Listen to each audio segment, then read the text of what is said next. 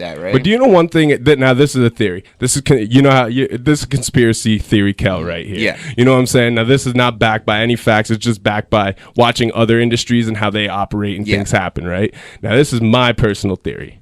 So you guys are aware, right, that like the poultry, or not the poultry, the meat industry, beef specifically, puts more pollution into the air on a daily basis than every single car, SUV, any form of driven transportation and air transportation every single day. So the amount of exhaust that goes into the air from every single car being driven, every jet being flown, everything, the meat industry puts more pollution in the air every single day. Yeah, I believe it's... Now, that is a crazy fact, right? Well, yeah.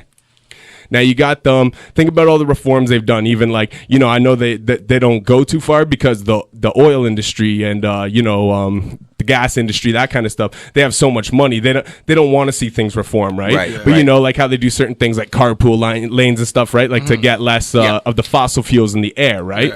But you don't see any major crackdown on those. But what about cigarette smoke? Now, see, one thing I think a lot of people don't put into consideration is how harmful these toxins that are put into the environment every day from these top bill industries are affecting you. So people, what they do is like back in the 50s and shit, right? In the 60s, cigarette companies, they had a lot more money than even some of these companies did, right? So they were the ones funding the politicians' pockets, lobbying, doing that stuff, right? You know, you were allowed to actually advertise cigarettes in magazines and stuff. Yo, they used to advertise that shit in the Flintstones. Right? They advertised cigarettes on the... Right? Oh, the Popeyes. Oh, yes. Yes, okay. So I don't know if you ever did this. I know you did. You definitely got sent to the store to go buy cigarettes. All the time. Man, I used to go to the store with a fucking note from my parents with the exact amount of change. There would be a signature, and the store would give you the cigarette.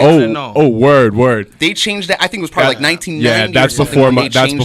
I made a lot of money doing that. That's before my time. That's before my time. You used to be able to go and buy cigarettes for your parents. And it wasn't even like, oh, you know what? I had no intention of smoking them. I just bought them, got my money from it, and that was the vending machines too. Yeah, the vending machines were hilarious because they were in like churches and all types of weird stuff. You just see a vending machine, put the money in, pull it. They used to smoke in the malls. Dude, do you remember going to like government I do, and that whole long walk into government, yeah. and there would be the girls there with the trays actually selling you the cigarettes at the government nightclub? Shit, eh? Yeah. Nightclubs used to be filled with smoke. Yeah, absolutely. And I do remember going to like malls and shit, and they would have the ashtrays and stuff. That was in my lifetime. Tim Hortons and shit. I remember when they first implemented the wall where smoking and non-smoking, and then they destroyed it all. Yeah, but see, my personal opinion is now, you know, once again, conspiracy theory, Cal. But I think over the generations of, you know, the 60s to the 70s to the 80s, the oil industry and the agricultural industry, the meat industry became very much more powerful than they had been earlier on. They started funding all the lobbying. So as they're starting to find scientific results about what's causing all these lung cancers, different things like that, well, cigarettes is a direct link. They're not funding our pockets as much anymore. These other things are not quite such a direct link. Even though if you have half a brain, you could really, you can see the link. But it's like, you know what? Well, and I think there was actually an agenda plotted to actually against the cigarette industry. And I think now, and this is why this shit pisses me off, because I think it's gone too far now.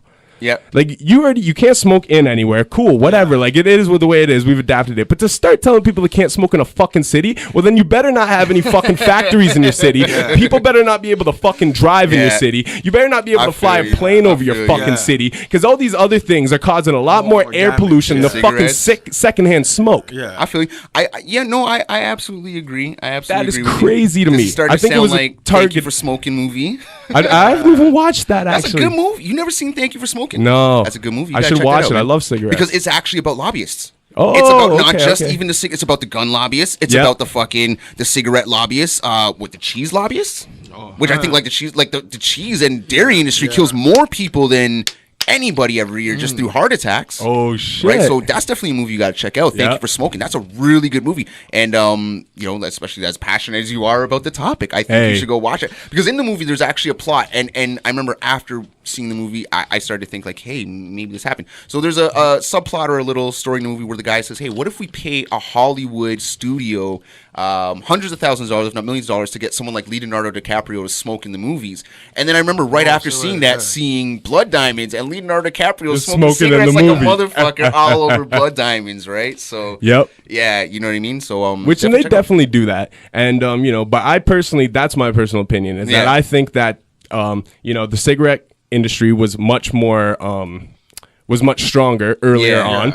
So they had the leeway. They were doing the most lobbying. They had the most rights in their favor, whatever. And as time went on, fossil fuel industries, the gas industry, for sure. and fucking think about the meat industry, how fucking big that is, and then add that with the, you know what I mean, the fucking oil industry, the petroleum industry. You put those two together, cigarettes don't stand a chance. And tons of people are getting lung cancer, and a lot of them are people who never even grew up in a house with smoking, were never around secondhand smoke, and never smoked a day in their fucking life. How close do they live to the highway? You know, like I remember working right beside the DVP and just coming out and just feeling like I had like smoked a whole pack of cigarettes standing out there for 5 minutes because there's so much smog. You know, beside the DVP, right?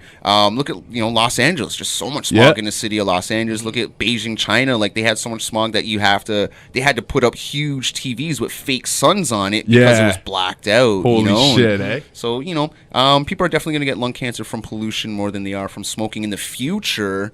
Right now, it's probably smoking that did it. But yeah, absolutely. No, I think a lot of it more is pollution. Now, the thing is, when you add smoking on top of the pollution you're already taking in, that's a double. You know what I mean? It's like one of those things because it's a direct link, so it's easy to attack. And when you don't have as much funding, then it's easier to get your shit kiboshed than these people's, right? Do you actually know how much water it takes to produce 1 pound of beef?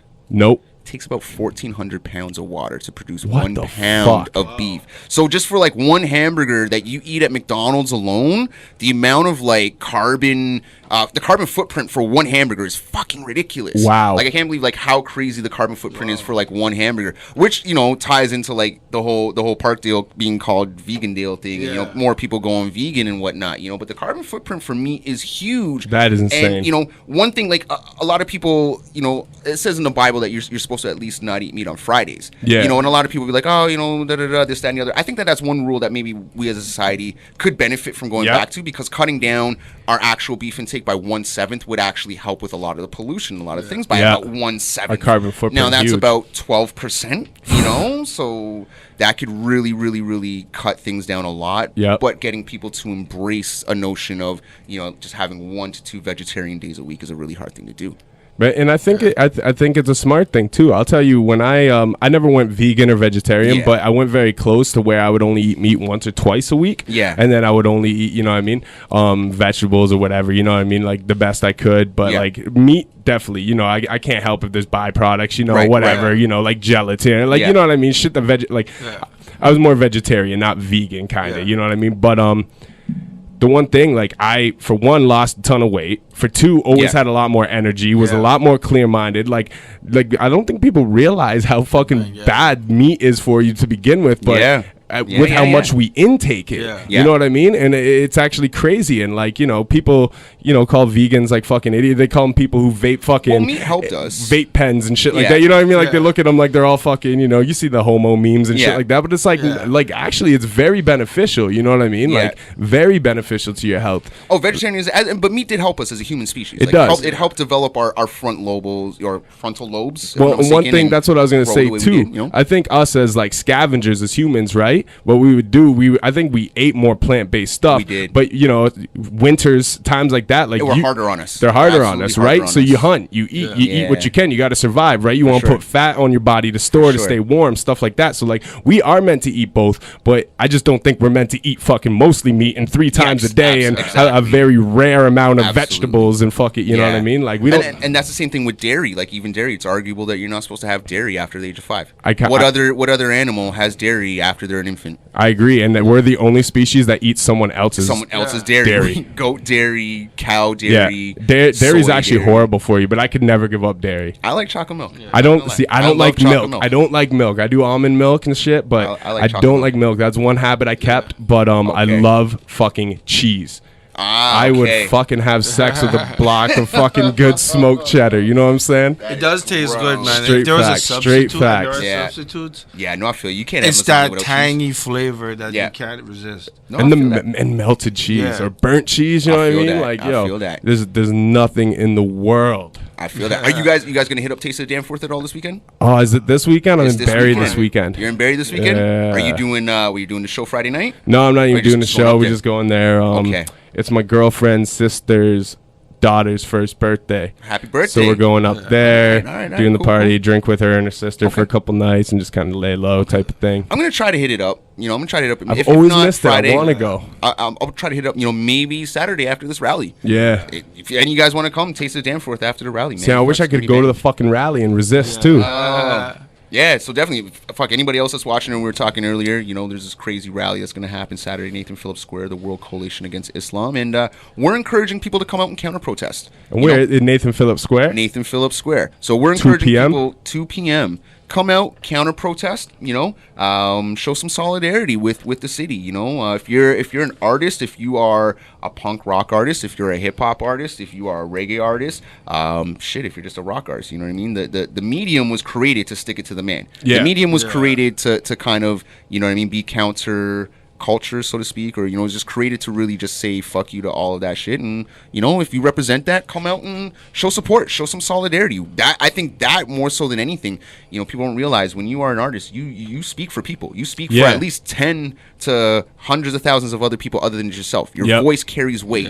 You are a leader of your community. You've taken it upon yourself to be somewhat of a mayor unofficially of your community. And if you're a community mayor, if you're an artist, come out to this fucking counter protest, man. Let your voice be heard. Word up. Don't come out and do violent stuff, defend yourself, but we need to kind of just show that, hey, this is the new Toronto. Toronto's the same as the old Toronto. But this ain't gonna fly. Yeah, we don't, There should be a no-fly zone for any racism. You know what I mean? Absolutely. Like Trick in Detroit. Like, we should you gotta check in. You gotta pay homage, homie. You gotta check in if you're a racist around here. Racists gotta pay homage. You can't do this. You gotta check in. We'll let you know that ain't cool. You know what I'm saying? Fuck. Absolutely. So like I was saying, I'd like to see a lot of artists come out, show some solidarity, and more so than anything, I'd like to see us start organizing. The fact that we put this show together, it's a way for us to organize. Yep. It's a way even just for us to promote our own endeavors. Yep. But more so, we could use this as an organizing hub for our city, and we could really start talking about some of the pressing issues, some of the hotbed shit. Gang, right now is a hotbed topic in Toronto. Yeah. Specifically, you know what I mean? Guys who are involved in gangs within the urban community. They're making it really look bad, and they're gonna fuck up their potential to make money. That's a hotbed issue in Toronto. Yep. Some of the other issues, like we said, were the alt-right, and some of the other issues are great. There are some really great things going on in the city that we need to celebrate, and we need to show love to. You know what I mean? Yeah. So, shit, man. It looks like we've been doing this for a minute. Yeah, we've been on here for we're nearing like 76 minutes or so. So maybe we should. I don't know. What do we want to touch base on last? Close it out. I was gonna say maybe one more topic and maybe round this off to a clean number, and then maybe we could put it into the Radio Roto, all that stuff, and then So what are we at? We're at 77 now. So what's our closest clean number? We're looking at 80. Is that 90? 90. Yeah, 90. 90 is the closest clean number. The closest number. All right. So yeah, I mean that's not too much longer. We'll round it up for another 12 We'll hold minutes. it down. You know what I mean?